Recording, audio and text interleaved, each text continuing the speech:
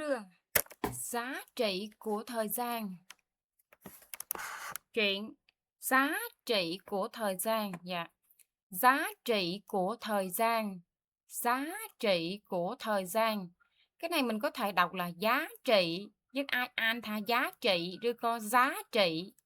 Giá trị của thời gian. Giá trị của thời gian có nghĩa là đồng lấy nấy bèo lìa. Giá trị có nghĩa là đồng lấy. Bèo lìa có nghĩa là thời gian. Dạ. Xưa kia,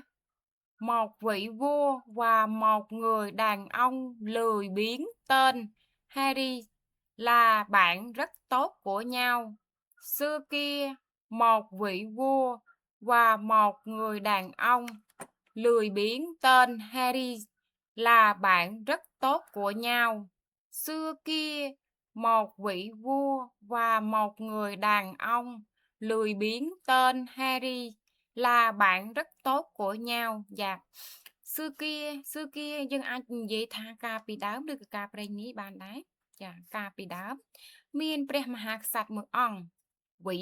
vị vua dân ai tha ព្រះមហាក្សត្រឬក៏សម្ដេចអីហ្នឹងឬក៏ស្ដេចហ្នឹងគេហៅថាវីវួរដែរចាណាវីវួរចាព្រះមហាក្សត្រមួយអង្គនិងបរោះcó nghĩa là đàn ông lười biếngមានន័យថាខ្ជិលចាគាត់ឈ្មោះ Harry ដែលជាមិត្តល្អនឹងគ្នាខ្លាំងណាស់bạn rất tốt của nhau មានន័យថាមិត្តល្អនឹងគ្នាខ្លាំងណាស់ចាកាលពីដើមមានព្រះមហាក្សត្រមួយអង្គនិងបុរសខ្ជិលម្នាក់ឈ្មោះ Harry ដែលជាមិត្តល្អនឹងគ្នាខ្លាំងណាស់ចាMột buổi sáng, nhà vua nói, tại sao anh không làm việc để kiếm tiền nhỉ?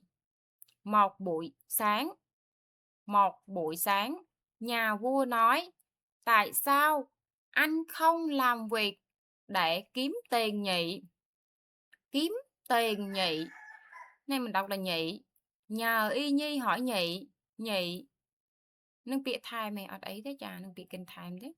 Một buổi sáng, nhà vua nói, tại sao anh không làm việc để kiếm tiền nhỉ? Prực muối là một buổi sáng.ព្រះមហាក្សត្រមានបន្ទោលថាយ៉ាnhà vuaព្រះមហាក្សត្រចាបន្ទោលនឹងមានន័យថា nói ចា nói ហេតុអ្វីបានជាអ្នកមិនធ្វើការដើម្បីរកលុយកន្លែងនេះcó thể làរកលុយhoặcរកប្រាក់អីមានន័យថាtiềnទាំងអស់ណាចាហេតុអ្វីបានជាអ្នកមិនទៅធ្វើការដើម្បីរកប្រាក់ចា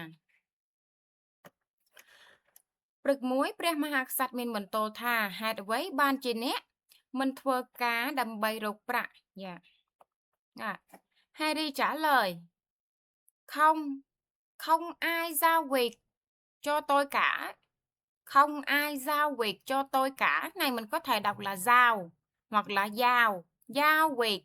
hoặc là giao việc được hết mình có thể đọc hai cách này luôn rồi không ai giao việc cho tôi cả kẻ thù của tôi đã nói với mọi người rằng tôi không bao giờ làm bất cứ việc gì đúng giờ. Harry trả lời không ai giao việc cho tôi cả kẻ thù của tôi đã nói với mọi người rằng tôi không bao giờ làm bất cứ việc gì đúng giờ. Harry trả lời không ai giao việc cho tôi cả kẻ thù của tôi đã nói với mọi người rằng tôi không bao giờ làm bất cứ việc gì đúng giờ nha.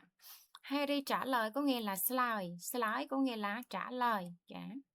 គ្មាននរណាម្នាក់ប្រកល់ការងារឲ្យខ្ញុំទេdạ. ប្រកល់ở đây là giao dạ. giao nó là ប្រកល់ចា việc នឹងមានន័យថាការងារហើយចា không ai នឹងមានន័យថាគ្មាននរណាចាគ្មាននរណាម្នាក់ទេគ្មាននរណាម្នាក់ប្រកល់ការងារឲ្យគាត់ទេចាសត្រូវរបស់ខ្ញុំបានប្រាប់មនុស្សគ្រប់គ្នាថាចាសត្រូវមានន័យថាកែធូdạសត្រូវ trong tiếng Việt người ta sẽ nói là kẻ thù ប្រាប់គាត់ថា nói với tôi nói với mọi người ចាប្រាប់អ្នកទាំងអស់គ្នាកន្លែងនេះប្រាប់មនុស្សគ្រប់គ្នាថាខ្ញុំមិនដែលធ្វើការងារអ្វីមួយទាន់ពេលវេលាឡើយយ៉ា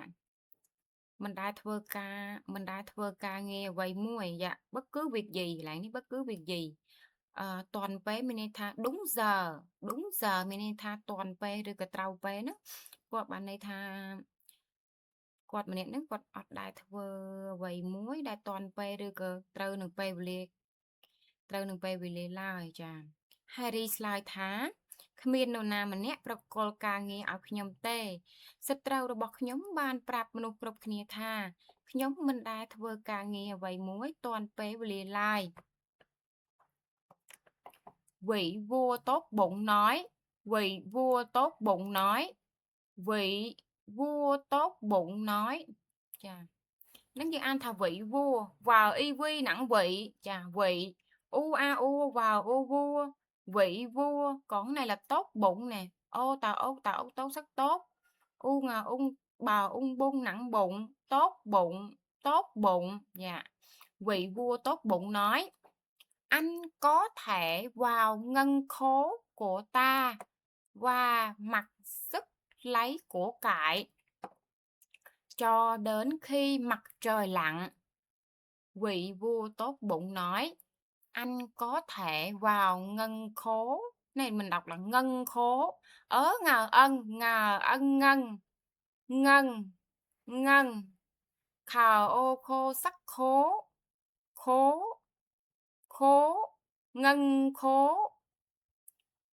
khố của ta và mặc sức lấy của cải. Này mình đọc là của cải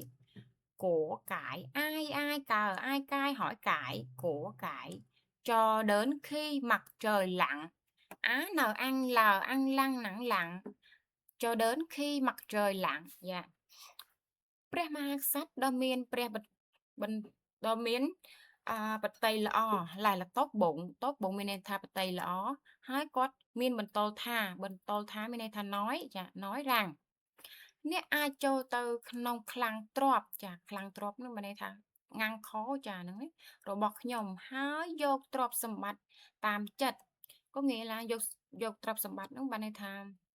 យកទ្រព្យសម្បត្តិតាមចិត្តឥឡូវនេះតាមចិត្តសិនតាមចិត្តហ្នឹងមានន័យថា mặc sức lấy của cải ចានេះcủa cải នេះទ្រព្យសម្បត្តិចា mặc sức lấy បានន័យថាយកតាមចិត្តណាចា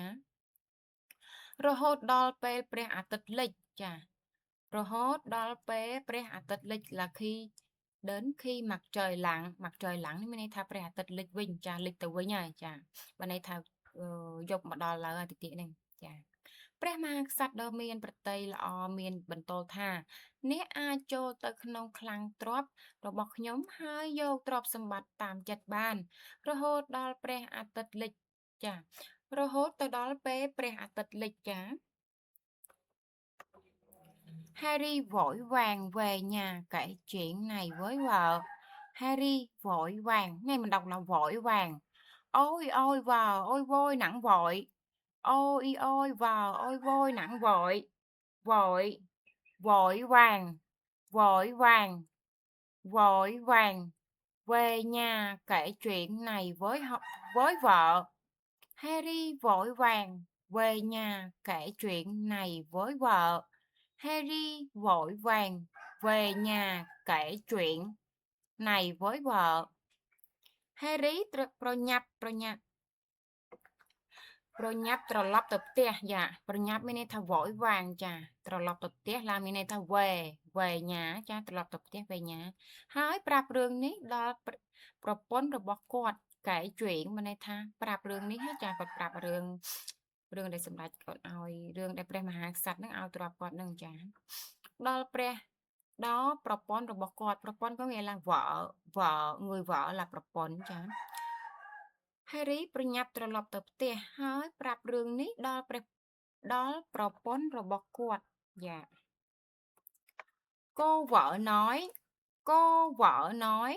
anh hãy đi lấy tiền vàng và đá quý ngay bây giờ đi cô vợ nói anh hãy đi lấy tiền vàng và đá quý ngay bây giờ đi cô vợ nói anh hãy đi lấy tiền vàng và đá quý ngay bây giờ đi dạ có nghĩa là ប្រពន្ធរបស់គាត់និយាយថា cô vợ nói chà bà con nó bên này thật bà con nó bên này thá cô vợ chà cái gì bên này thà nói bon tơ dốt mía nâng bôn miên đầm lấy lơ ni tơ chà mía bên này thà hoàng chà mía bên này thà hoàng đá quý bên này thà bôn đầm miên đầm lấy chà đá quý bôn đầm miên đầm lấy lơ ni tơ là ngay bây giờ chà bà con có như vậy thà bón tơ dốt mía bốn từ dột mí l nâng từ 4 miên đầm lấy l ni tơ. Tôi không thể đi bây giờ. Tôi không thể đi bây giờ. Cho tôi ăn trưa trước đã. Cho tôi ăn trưa trước đã. Harry đáp. Tôi không thể đi bây giờ. Cho tôi ăn trưa trước đã. Harry đáp. Tôi không thể đi bây giờ. Cho tôi ăn trưa trước đã. Harry đáp. Dạ. Mình này thá. Nhóm mình ai từ lời này bàn tê. Dạ. Không thể. Bạn thà mình ai. Dạ. Tao ở lâu này. Nó có thể. Mình này thá. Đi bây giờ. Từ lời này. Mình này thá. Đi bây giờ. Không bình tay. Nó còn ọt ai từ lời này bàn tê. Dạ. សូមឲ្យខ្ញុំញ៉ាំអាហារថ្ងៃត្រង់សិនចាគាត់ចង់ញ៉ាំអាហារថ្ងៃត្រង់សិនចាăn trưa mà này tha ngày tròn chà nhằm mà hai ngày tròn là ăn trưa trước đã mình này tha muôn sân chà trước đã có cho nhằm muôn sân chà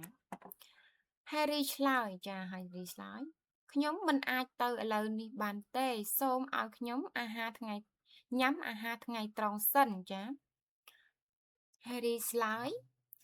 sao bữa trưa anh chợp mắt 1 tiếng đồng hồ sao bữa trưa anh chợp mắt này mình đọc là chợp mắt ớp chợp nắng chợp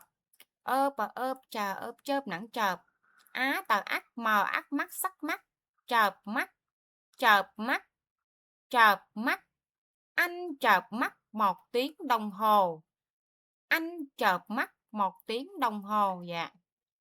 បន្ទាប់ពីញ៉ាំអាហារថ្ងៃត្រង់រួចចាឡើងនេះsao bữa ăn trưa bữa nó làអាហារថ្ងៃត្រង់ហើយចាគាត់បានដេកមួយផ្លែតគាត់បានដេកមួយផ្លែតរយៈពេល1ម៉ោងចាអស់រយៈពេលដល់1ម៉ោងចា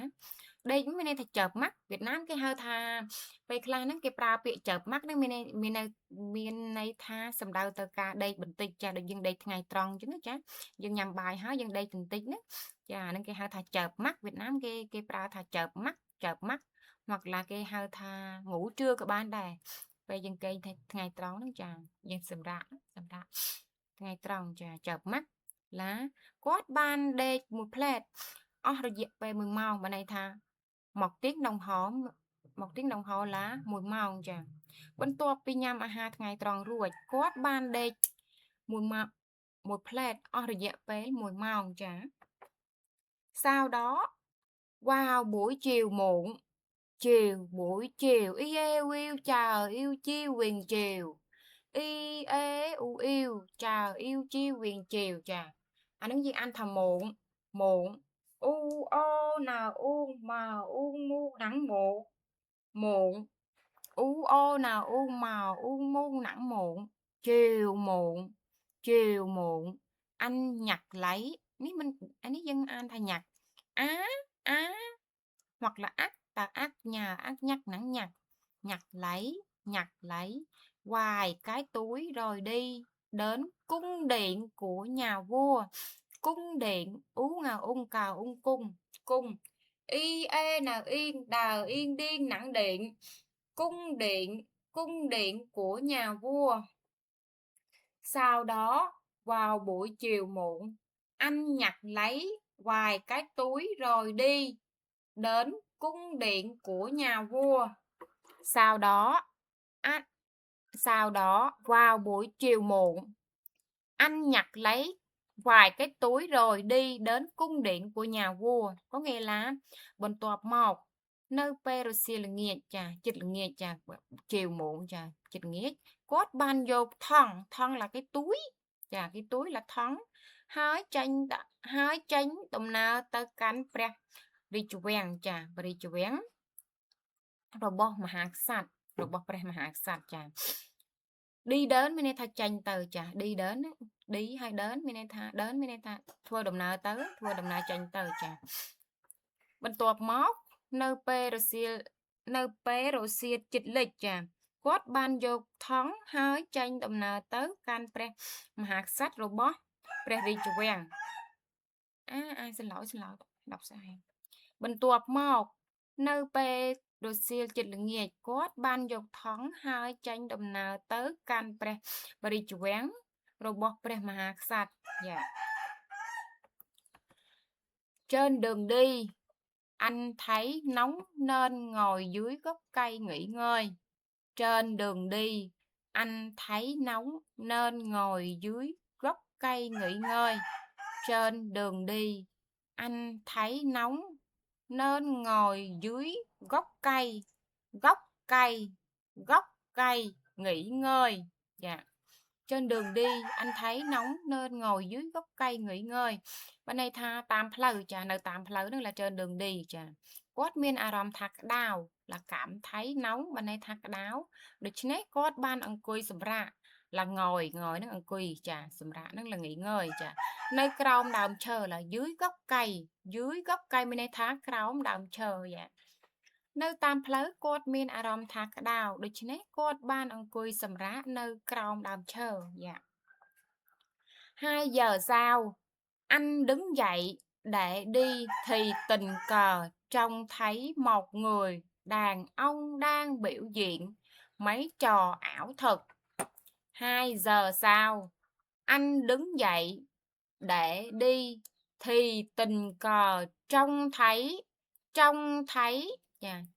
thấy một người đàn ông biểu diễn. Này mình đọc là biểu diễn. I e u yêu bờ yêu biêu hỏi biểu. I e u yêu bờ yêu biêu hỏi biểu. Dạ. I e nào yên giờ yên duyên ngã diện. I e nào yên giờ yên duyên ngã diện. Biểu diễn mấy trò ảo thực. Này mình đọc là ảo thực. A o ao ao hỏi ảo. Ao hỏi ảo. U ớ tà uất thờ uất thuật nặng thuật. Ảo thuật. 2 giờ sau anh đứng dậy để đi thì tình cờ trông thấy một người đàn ông đang biểu diễn mấy trò ảo thuật. Pi mong còi có nghĩa là 2 giờ sau chả. Cốt ban crop show lớn đầm bay thưa đầm nào đầm bay bần to thưa đầm nào dạ. Đứng dậy bên này thật crop show lớn chả, đứng dậy chả. Để đi bên này thá đầm bay thưa đầm nào tầm một tiệt chả lại ní. Phần tay đôi chạy đần là tình cờ có nghĩa là chạy đấn. Cốt ban khơi bà rò mà nè cầm púng xâm đan là